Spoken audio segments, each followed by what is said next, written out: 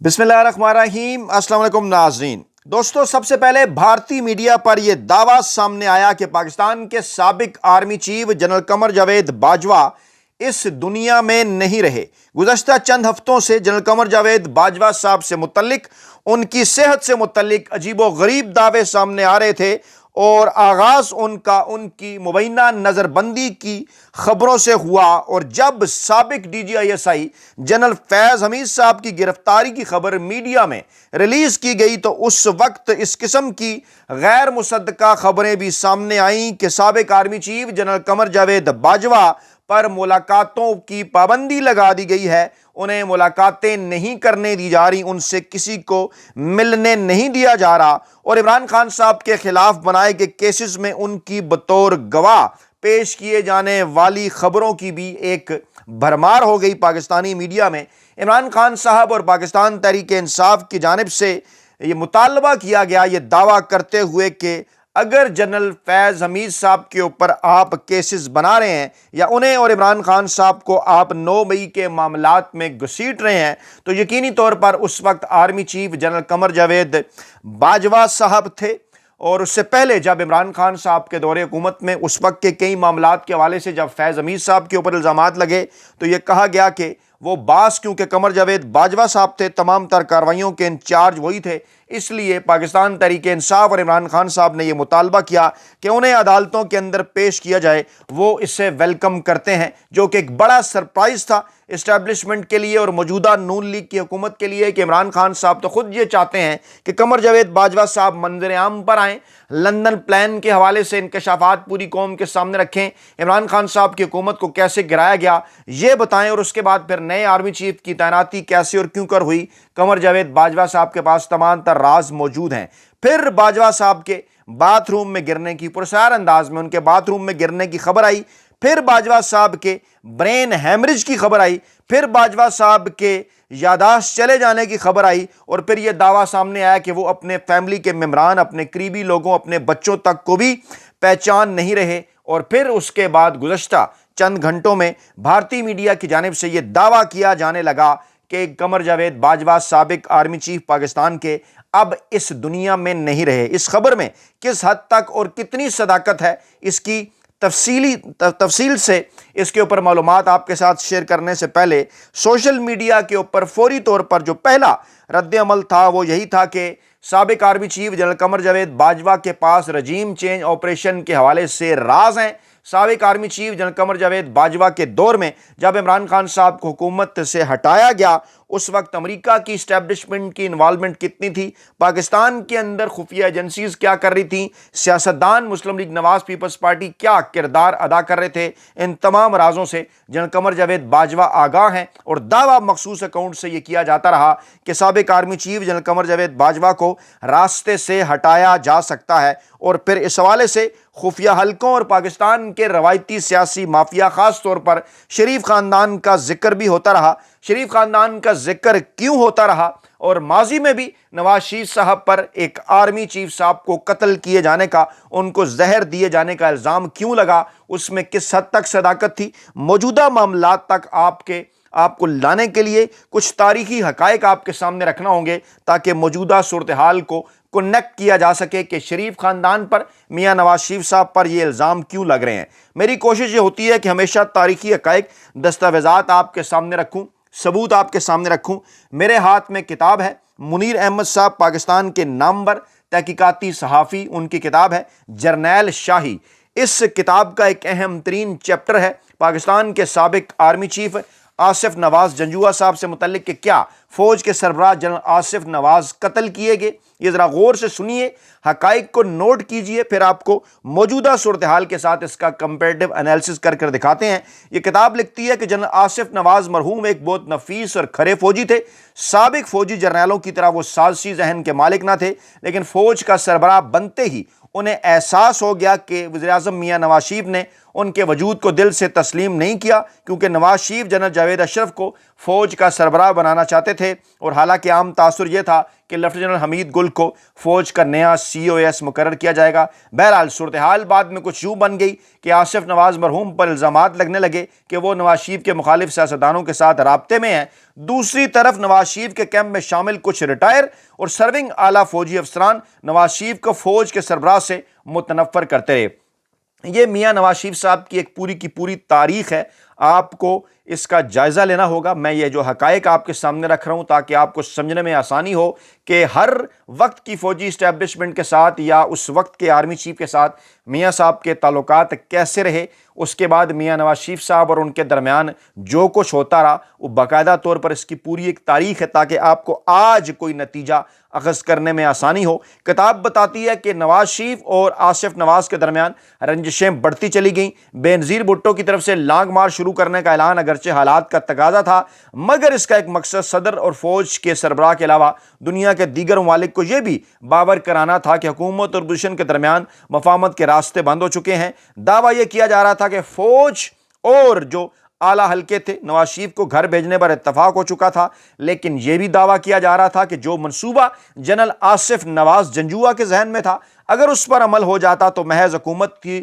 ہی گھر نہ جاتی بلکہ اوپر سے نیچے تک گندگی کی صفائی ہوتی۔ کہنے والے تو یہ بھی کہتے ہیں کہ آصف نواز مرحوم نے ایران کے آیت اللہ خامنئی کی طرح ملک میں انقلاب برپا کرنا تھا، اور اس مقصد کے لیے 1000 سے زائد افراد کی ہٹ لسٹ تیار ہوگی تھی، جن میں سیاستدان، بیوروکریٹس، سمگلر، جاگیردار، چند ریٹائر اور سرونگ فوجی افسران، چند کرپٹ پولیس آفیسرز اور 29 صحافی شامل تھے۔ جنرل آصف نواز 14 جنوری 1993 کو انہوں نے اپنے اس منصوبے پر عمل کرنا تھا، اور ان کا خیال تھا کہ اگر ایک مرتبہ گند صاف ہو گیا تو ملک ترقی اور خوشحالی کی راہ پر گامزن ہو جائے گا۔ لیکن زندگی نے مرحوم کو اپنے منصوبے پر عمل کرنے کی مہلت نہ دی، اور 8 جنوری 1993 کو اچانک دل کا دورہ پڑنے سے انتقال کر گئے۔ اس کے آگے چل کر میں آپ کو بتاتا ہوں تو کیسے اس بات کا انکشاف کیا ان کی بیوہ نے، اور کیا کہا کہ آصف نواز جنجوعہ کو کس نے زہر دیا ہے۔ پہلے آپ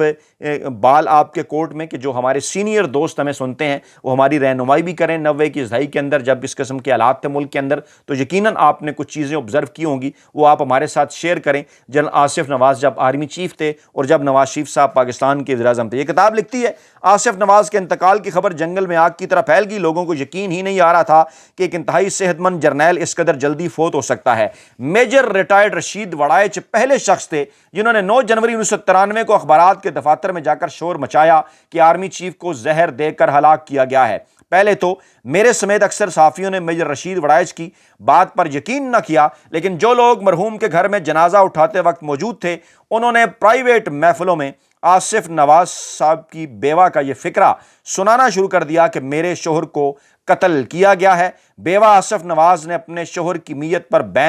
بین کرتے ہوئے وہاں موجود فوجی افسران کو مخاطب کرتے ہوئے کہا تھا، تم لوگ دیکھتے ہی رہ گئے اور جرنل کو قتل کر دیا گیا۔ آصف نواز مرحوم کے زہر کے ذریعے ہلاکت کی افواہیں زبان زد عام ہوئیں تو فوج کے نئے سربراہ جنرل عبدالوحید کاکڑ نے فوج کی انٹیلیجنس ایجنسیز کو اس معاملے کی تحقیقات کا حکم دے دیا۔ آصف نواز جنجوعہ کی قبر پر فوج کا پہرا بٹھا دیا گیا۔ 10 اپریل 1993 کو اچانک آصف نواز جنجوعہ صاحب کی بیوہ نے پریس کانفرنس کر کے اس وقت دنیا کو حیرت زدہ کر دیا جب انہوں نے اس بات کا دعویٰ کر دیا کہ میرے شوہر کو زہر دے کر ہلاک کیا گیا ہے، اور آصف نواز جنجوعہ کے قتل کی سازش میں شہباز شریف، چودھری نثار اور بریگیڈیئر امتیاز ملوث ہیں۔ جی ہاں، یہ دعویٰ انہوں نے کیا، یعنی بالواسطہ نواز شریف صاحب کے اوپر زہر دینے کا الزام لگا۔ بیوہ آصف نواز کی پریس کانفرنس نے ملک کی سیاست کو ایک نئے دوراہے پر لا کھڑا کر دیا، اور فوج کے سربراہ جنرل عبدالوحید کاکڑ نے نواز شریف سے ملاقات کر کے انہیں کہا کہ وہ بیوہ آصف نواز کے الزامات کے بارے میں تحقیقات کروائیں، جبکہ دوسری طرف غلام اسحاق خان نے نواز شریف کو بلوا کر کہا کہ وہ فوری طور پر ان افراد کو اعلیٰ عہدوں سے ہٹا دیں جن پر آصف نواز جنجوعہ کی بیوہ نے قتل کا الزام لگایا ہے۔ تاہم نواز شریف نے نہ تو چودھری نثار کو کابینہ سے الگ کیا اور نہ ہی انہوں نے بریگیڈیئر امتیاز کو برطرف کیا۔ اگر وہ وقتی طور پر ایسا کر دیتے اور اعلان کرتے کہ تحقیقات کو غیر جانبدارانہ طریقے سے مکمل کرنے کے لیے انہوں نے مذکورہ افراد کو ان کے عہدے سے ہٹا دیا ہے، تو صورتحال وہ رخ اختیار نہ کرتی جو اسمبلی کے ٹوٹنے کا موجب بنی۔ فوج کے سربراہ کا قتل کوئی معمولی بات نہیں تھی۔ جب جنرل وحید نے محسوس کیا کہ نواز شریف فوج کے سابق سربراہ کے پوسٹ مارٹم میں دلچسپی نہیں لے رہے، تو انہوں نے اپنے اختیارات کا استعمال کرتے ہوئے غیر ملکی ماہرین سے جنرل آصف نواز جنجوعہ کی نعش کا قبر سے نکال کر پوسٹ مارٹم کروانے کا فیصلہ کیا۔ تاہم غیر ملکی ماہرین سے رابطے میں کچھ وقت لگ گیا اور اس دوران 18 جولائی 1993 کو نواز شریف کی حکومت کی چھٹی ہو گئی۔ چنانچہ معین قریشی کی سربراہی میں قائم ہونے والی نگران حکومت نے انتخابات سے چند روز قبل ایک میڈیکل بورڈ تشکیل دیا جس میں برطانیہ، فرانس، امریکہ اور پاکستان کے ماہرین شامل تھے۔ میڈیکل بورڈ نے آصف نواز مرحوم کی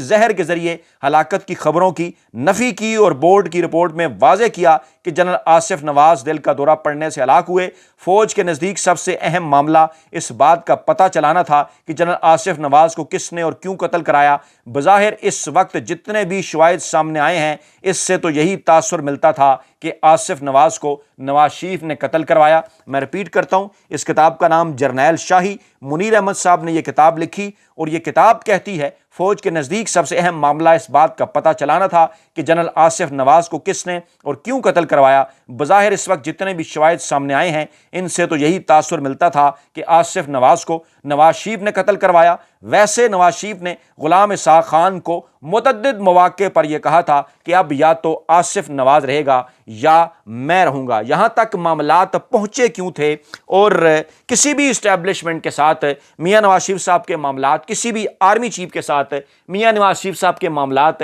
یہاں تک کیسے اور کیوں کر پہنچتے رہے، کچھ دیگر حقائق بھی ہیں ہمارے پاس۔ ہماری اس لائبریری کے اندر ایک کتاب بے نام تلواریں بھی موجود ہے جو کہ آصف نواز صاحب کے بھائی شجاع نواز صاحب نے تحریر کی ہے، جس میں جناب GHQ سے دستاویزات حاصل کی گئیں، پینٹاگون سے دستاویزات حاصل کی گئیں۔ بڑی جناب اس کے اندر تحقیق ہے، بڑی جناب اس کے اندر جو ہے ریسرچ ہے، حوالہ جات دیے گئے ہیں کہ جناب پاکستانی افواج کے جنرل ہیڈ کوارٹرز اور اس کے ساتھ ساتھ امریکہ اور برطانیہ کے مختلف اداروں اور امریکہ اور پاکستان کے ماہرین سے تفصیلی گفتگو کرنے کے بعد ان سب کا نچوڑ اس کتاب کے اندر جو وہ پیش کیا گیا ہے۔ اور یہ کتاب ہمیں یہ بتاتی ہے، اس کتاب کو پڑھنے کے بعد ہم اس نتیجے تک پہنچتے ہیں کہ آخرکار میاں صاحب اور آصف نواز جنجوعہ کے درمیان جو اختلافات پیدا ہوئے ان کی وجوہات کیا تھی، کیونکہ تاریخ ہمیں یہ بتاتی ہے کہ چاہے پاکستان کی بیوروکریسی ہو، چاہے پاکستان کا میڈیا ہو، چاہے پاکستان کی عدلیہ ہو یا چاہے پاکستان کی اسٹیبلشمنٹ ہو، میاں نواز شریف صاحب کو اسی قسم کی سیاست سکھائی گئی۔ ان کا طرز سیاست یہی تھا کہ وہ رشوت اور سفارش کے ذریعے اپنے معاملات کو چلائیں اور کسی بھی ادارے کے اندر موجود اپنے بندے ڈھونڈیں اور ان کو کوئی نہ کوئی رشوت یا کوئی نہ کوئی سفارش یا کوئی نہ کوئی ان کی خدمت اس قسم کی کر کے ان کو اپنے مخالف سیاستدانوں کے خلاف استعمال کریں۔ اور اسی طرح سے انہوں نے محترمہ بینظیر بھٹو کے خلاف آصف نواز جنجوعہ صاحب کو بھی استعمال کرنے کی کوشش کی تھی۔ اور یہ کتاب ہمیں یہ بتاتی ہے کہ جناب ایک بار شریف خاندان کے سربراہ یعنی ان کے والد محترم ابا جی، انہوں نے ایک نجی تقریب منعقد کی جس میں دونوں بھائیوں نواز شریف اور شہباز شریف کی طرف اشارہ کرتے ہوئے جنرل آصف نواز کو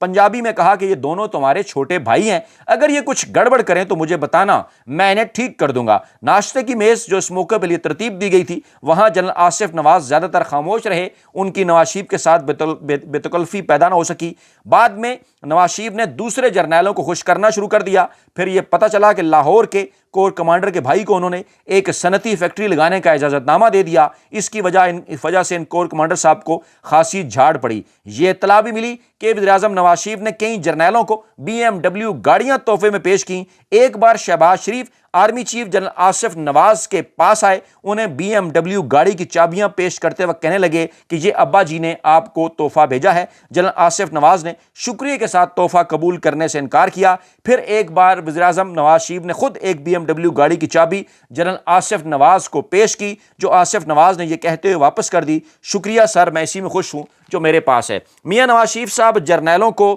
BMW کی گاڑیاں BMW گاڑی کی چابیاں کیوں پیش کر رہے تھے, وہ کور کمانڈر کے بھائی کو سینیٹری فیکٹری لگانے کے اجازت نامے کیوں دے رہے تھے, ان تمام تر چیزوں کے پیچھے کیا مقاصد تھے. میاں نواز شریف صاحب کا طرز سیاست یہی رہا ہے, اور اب بھی اس بار بھی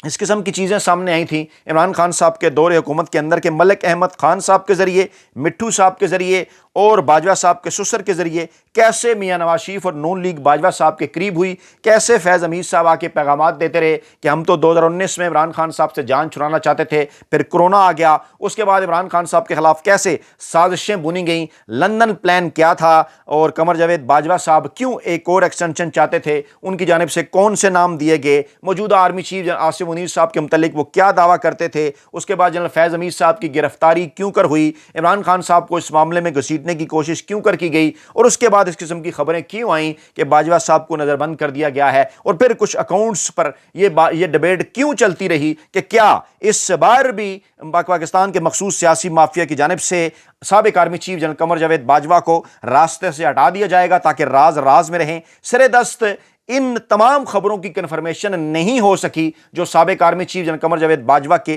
دنیا سے چلے جانے کے حوالے سے آ رہی ہیں, جو یہ دعویٰ کیا جا رہا ہے کہ خدا نخواستہ انہیں مار دیا گیا ہے یا وہ فوت ہو گئے ہیں, اس دنیا سے چلے گئے ہیں. پاکستانی اداروں کی جانب سے اس کی کنفرمیشن نہیں آئی, لیکن انڈین میڈیا کے اوپر یہ رپورٹ ہوا, اور اس وقت ایک سوشل میڈیا پر کوہرام برپا ہے. سوالات اٹھائے جا رہے ہیں کہ قوم کو جنرل قمر جاوید باجوہ صاحب کے متعلق آگاہ کیا جانا چاہیے, اور دودھ کا دودھ اور پانی کا پانی ہونا چاہیے. اپنا بہت خیال رکھیے گا, دعاؤں میں یاد رکھیے گا. نئی ویڈیو کے ساتھ جلد حاضر ہوں گے. اللہ نگہبان.